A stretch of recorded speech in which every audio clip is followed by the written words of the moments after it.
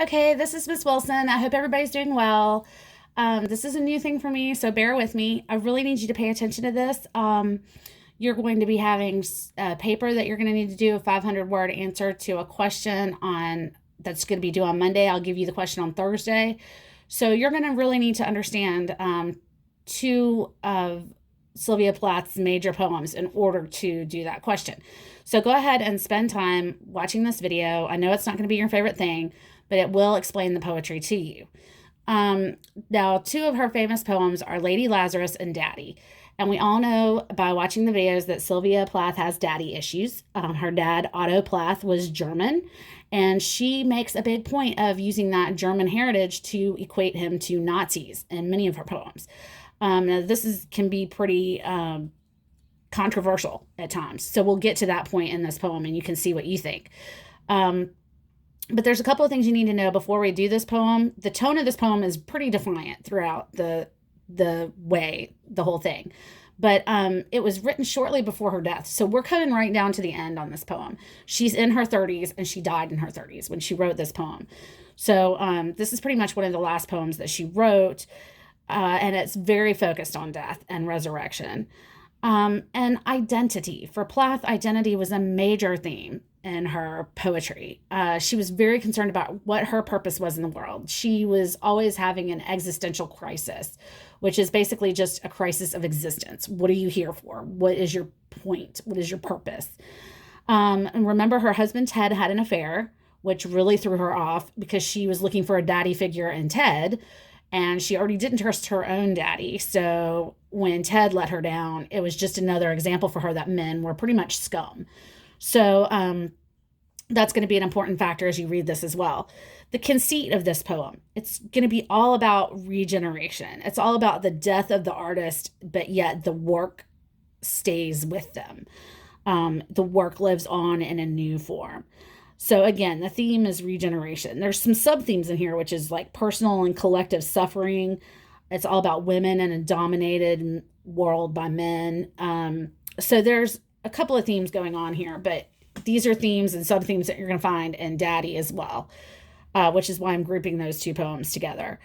So again, look for the use of Holocaust as a point of reference for her suffering. We're going to talk more about that later, but that is a very controversial piece of this particular poem and of Daddy. And so both of those things, we're going to look at her use of metaphor and simile and her appropriation of the Holocaust pain as her own. So that's something you're going to want to pay attention to. Let me see if I can try to do this in a way that's not so visually crazy for y'all. Now, again, I totally don't know how to use technology, so bear with me. I hope you can see the poem at all. Okay, so let's look at the very first stanza. And remember, it's done in threes. So remember, those are called tercets. So she writes in tercets here. This is a mini stanza poem, so we're going to look at each stanza one at a time. Let's read it through first, and then we'll go through the stanzas, because the poem does have a lilt to it that I want you to hear. So let's read it together. I have done it again, 1 year in every 10 I manage it. A sort of walking miracle, my skin, bright as a Nazi lampshade, my right foot a paperweight, my face a featureless, fine Jew linen. Peel off the napkin, oh my enemy. Do I terrify? The nose, the eye pits, the full set of teeth, the sour breath will vanish in a day. Soon the flesh, the grave cave 8 will be at home on me. And I, a smiling woman, I am only 30, and like the cat, I have 9 times to die. This is number 3. What a trash to annihilate each decade. What a million filaments the peanut crunching crowd shoves in to see. Them unwrap me hand and foot, the big tees, the big strip tees, gentlemen, ladies. These are my hands, my knees. I may be skin and bone, nevertheless I am the same identical woman. The first time it happened I was 10. It was an accident. The second time I meant to last it out and not come back at all. I rocked shut as the seashell. They had to call and pick the worms off me like sticky pearls. Dying is an art like everything else. I do it exceptionally well. I do it so it feels like hell. I do it so it feels real. I guess you could say I've a call. It's easy enough to do it in a cell. It's easy enough to do it and stay put. It's the theatrical. Come back in broad day to the same place, the same face, the same brute, amused shout. A miracle that knocks me out. There is a charge for the eyeing of my scars. There is a charge for the hearing of my heart. It really goes. And there is a charge, a very large charge for a word or a touch or a bit of blood or a piece of my hair or my clothes. So, Herr Doctor, so, Herr Enemy. I am your opus, I am your valuable, the pure gold baby that melts to a shriek I turn and burn. Do not think I underestimate your great concern. Ash, ash, you poke and stir, flesh, bone, there is nothing there. A cake of soap, a wedding ring, a gold filling. Herr God, Herr Lucifer, beware, beware. Out of the ash I rise with my red hair, and I eat men like air. All right, so not a happy poem, but that's Sylvia for you. Okay, so let's look a little bit at each stanza. So our first one, I've done it again, 1 year in every 10, I manage it. Okay, right there, she's talking about her first suicide attempt or possible non-attempt at age 10. Then she tried it again when she was 20. And then she tried it again when she was 30, which is what we're about to find out. She's about to try it again. Of course, the one that she does when she's 30 takes, and that's the end of her life. So it's a very famous opening line. And then we have a caesura right here with the dash. I've done it again, 1 year in every 10, I manage it. And then you're there to think about the 3 times she's done it. And she talks about herself now as a sort of walking miracle. My skin bright as a Nazi lampshade. My right foot. And then we're going to have some enjambment there. But the walking miracle is an allusion to Lazarus, which this is called Lady Lazarus. And Lazarus is, in the Bible, he's Jesus's good friend. And he dies, and Jesus wasn't there to save him. So Jesus comes a couple of days later and raises him from the dead. And so this is an allusion to that being raised from the dead later after they've already died. So she's a walking miracle like Lazarus was. Her skin as bright as a Nazi lampshade. Now, it's a terrible metaphor about the fact that Nazis used to turn dead Jewish people. They would take their skin and make books with them, with book bindings. They would make lampshades with them. They'd make soap out of the fat and ash of them. So when she's talking about her skin as bright as a Nazi lampshade, she's almost figuring herself to be dead already. She's got that same pallor of the dead humans that Nazis used for lampshades. And then she says, my right foot, and we have some enjambment here, is a paperweight. And it goes into the next stanza. But when she talks about her right foot, this is a synecdoche, which is what we talk about all the time. It's a symbol of her life. It's not just her foot. So her foot is a symbol of, she's making a symbol of the foot to be something apart for the whole. So that is a synecdoche, which we never find. And so there's one for you. My right foot, a paperweight. In other words, it's not getting anywhere. Her life is not getting anywhere. And then she says, my face is a featureless, fine Jew linen. And again, she's talking about these Jewish linens. Remember that people believe Jewish people to have all the fine, wealthy things. And so she's comparing her face to a non-wrinkled, perfect linen mask. It's nothing. There's no emotion. You can't see anything. It's perfection. So she's got this mask, this linen over her face. Peel off the napkin, oh my enemy, do I terrify?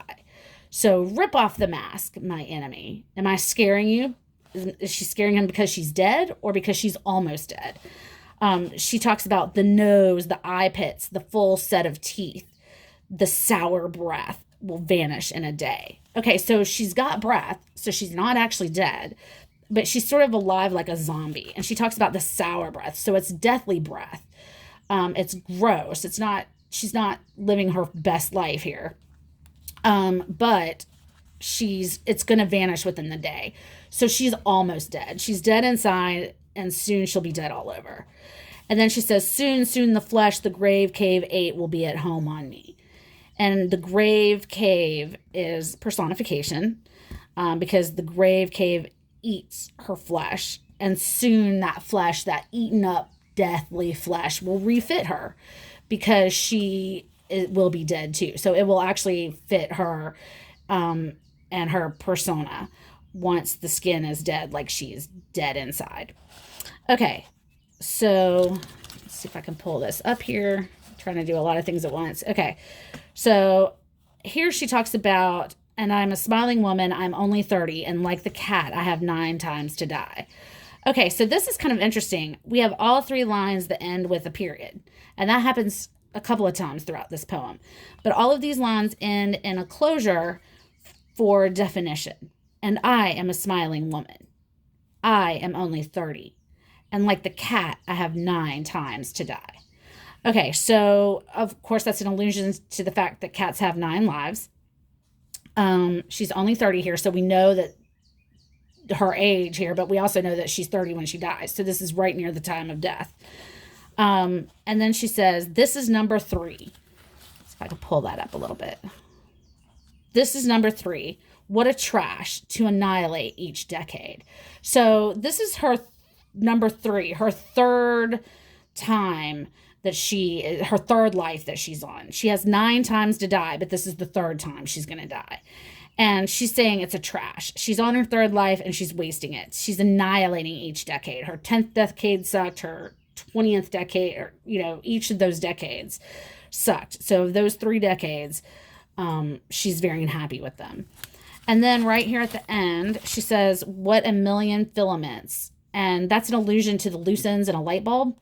She's talking about kind of all her loose ends, all the pieces that she cannot get over. And so then she says, all those loose filaments, what a million filaments the peanut crunching crowd shoves in to see. And here she's saying that people are watching her loose filaments. And so if we look here, these first 9 stanzas all focus on herself. It's all about her and what she thinks of herself. And so then when we hit this 10th stanza, I believe it's the 10th. 1, 2, 3, 4, 5, 6, 7, 8. No, this is the 9th. Okay. So for the 9th, 10th, and 11th stanza, we have a tonal shift. Yay, tonal shift. Yay. Okay, so we have a tonal shift where she focuses on others and they reveal herself, on revealing herself, her true self to others. So people are watching her loose ends, her failures. They're shoving in to see her as she becomes a failure. She's not able to kill herself. She's tried it at least once, maybe twice, although she kind of says it was an accident. And people have seen her fail that way. Then they unwrap me hand and foot, the big strip tease, gentlemen, ladies. So you have this sort of circus idea. Ladies and gentlemen, come gather around, watch Sylvia Plath and all her misery, and have some popcorn, have some peanuts. So she's very sarcastic here. She's very angry that people are looking at her in this way, even though it's her that's putting everything out there. She feels like they're taking something from her. And she says, these are my hands, my knees. I may be skin and bone. So again, she's totally exposed to everybody. And then after these 3 stanzas, we have another tonal shift in which she focuses on dying and her existential crisis. So at this point, she focuses on dying. She says, nevertheless, I am the same identical woman. The first time it happened, I was 10. It was an accident. Okay, this is that 10-year-old drowning experience. She claims it to be an accident. Yet at some point, she talks about it as if she's owning it as a suicide attempt. So she kind of comes back and forth on that. You can't quite trust her. She becomes an unreliable narrator there. Okay, then the second time I meant to last it out and not come back at all. She's telling you straight up, the second time, she was not planning on making it back. She really wanted to die. And it just didn't. She rocked herself shut, and jam meant here as a seashell. She closed herself off like a seashell would. They had to call her back and pick the worms off of her like sticky pearls. In other words, she was so close to death. She already had worms around her. So she was very close, and she wanted to be dead at that point. And then this is a very famous part of the poem. Dying is an art like everything else. I do it exceptionally well. I do it so it feels like hell. I do it so it feels real. I guess you could say I have a call. So this is anaphora. She's repeating the I do it, the repeat of I do it. Um, she does it so that it makes her feel. She tries to kill herself like people try to cut themselves so that they feel something. So this is really a cry. This is a cry for help. This entire poem really is a cry for help. And this piece right here, she feels like she has this calling. She's being very flippant, but she feels a compulsion to hurt herself. And she says it's easy enough to do it in a cell. And that kind of gives you some insight into her institutional days. When she was put in an institution, she was in a cell. She said it's easy enough to do there. It's easy enough to do it and stay put, so you can do it at home. And it's the theatrical. She considers dying an art. Dying is an art. It's the theatrical. It's her sense of art. She wants to die on her terms, with her being the one to initiate it. But then she can come back in broad day to the same place, the same face, the same brute amused shout. A miracle! So this is her resurrection moment. She's tried dying before, but she's come back to herself each time. And each time they say, a miracle. And she says, that knocks me out. And that's just an old American saying in the 50s. Man, that knocks me out. I think that's crazy. Or, wow, that's really wild. And so she's saying here that when people call her a miracle, it really gives her a sense of, what are you talking about? That makes her feel like they're crazy, that she's a miracle. Then she says there is a charge, though. Remember, we're back at the circus. There's a charge for the eyeing of her scars. There's a charge for the beating of my heart. It really goes. So if you really want to see her scars, it's going to take something from you. If you really want to see her heart is still going, it's going to take something from you. And there's a charge, a very large charge for a word or a touch or a bit of blood. And again, this is the emotional pain that she's putting other people through. Now, here again at the beginning, we have a tonal shift where she's going to talk about the dominant male influences right here. So she's saying there's a charge for a bit of hair on her clothes. So, air doctor. So, air enemy. So here she's referring to her daddy as Herr Doctor. And she spells it in a German way. She's very sarcastic about this. Her enemy is probably her husband. And these men want a piece of her. And there's a charge for that. If you want a piece of her blood, or you want a piece of her hair or her clothes, just like the Germans coming for the Jewish people, there is a charge for that. She's not giving it to you for free. And then she says, I am your opus. I am your valuable, the pure gold baby that melts to a shriek. Again, we have enjambment.